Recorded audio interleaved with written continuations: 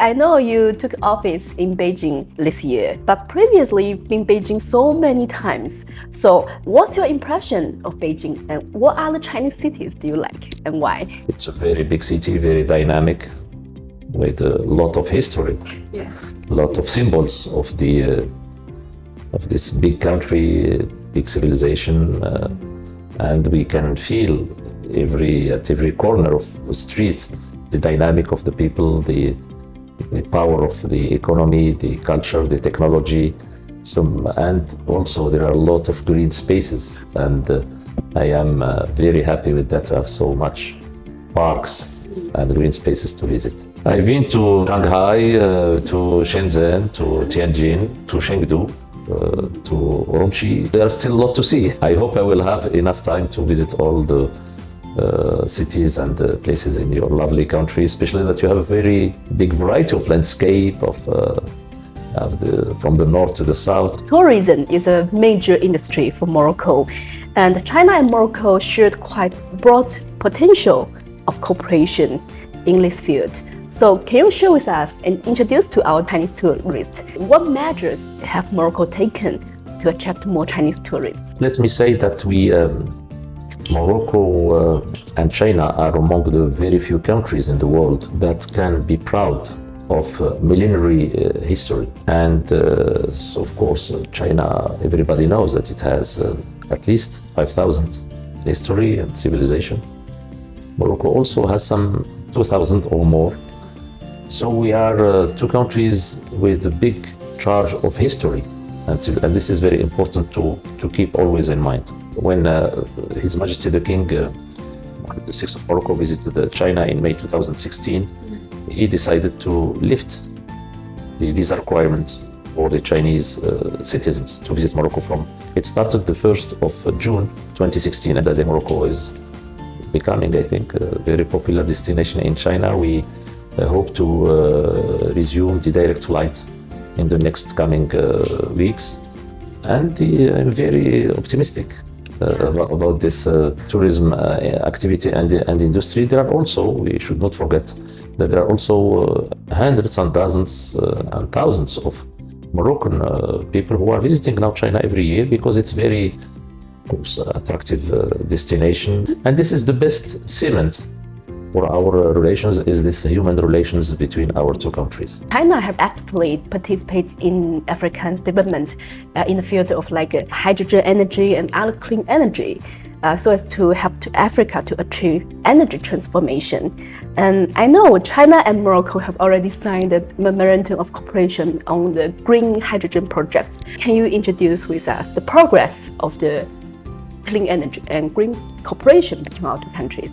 So Morocco is not an oil producer or a gas producer. Our objective is that to achieve in 2030, our main goal is to produce 52% of our electrical power of renewable energies. And with China, of course, we are working together to synchronize our policies and to exchange our experience. China is very much developed in renewable energies, solars, in technology of renewable energy, and we want to learn more from China. We want also to have Chinese companies coming to invest in Morocco in the renewable energy projects and in other projects, also in many other fields. A new session, as we all know, of FOCAC will be held in autumn this year, and the Chinese and African leaders will meet again in Beijing after 6 years to talk about future development, future cooperation between us.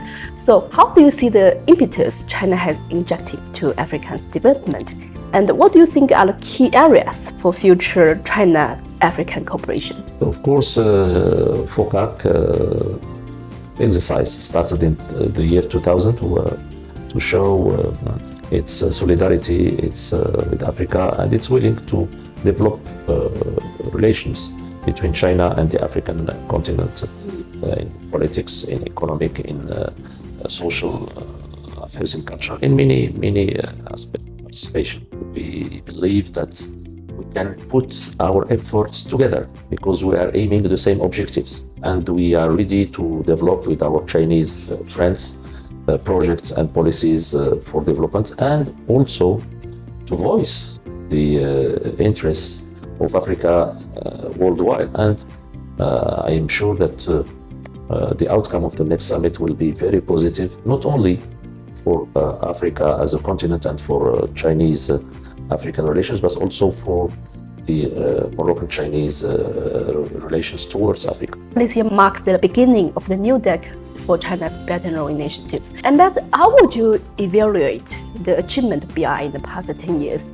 And can you also introduce BRI cooperation in Morocco? Morocco was among the first countries in Africa and in the Arab world to sign the BRI with China. And in January 2022, we signed an implementation agreement.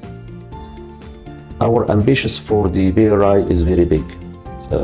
We have identified 14 sectors in which we will cooperate with China under the umbrella of BRI, ranging from infrastructure, health, education, tourism, renewable energy, agriculture, technology, etc., etc. We have started now the implementation of this ambitious project that will certainly give real push and will boost in a tremendous way our bilateral relations first, of course, but also will be also a good contribution for the development of the relations between China and the countries in our neighborhood which are participating in the BRI. Looking forward to the next decade, how do you think China and Morocco can proceed or promote high-quality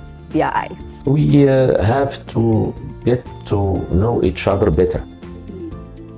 Now we are having an intensive program of exchange of visits. Of course, we know each other, I mean, in general, big countries, culture, but of course we need to have more visits to participate more in economic events, to organize conferences, seminars, to develop tourism.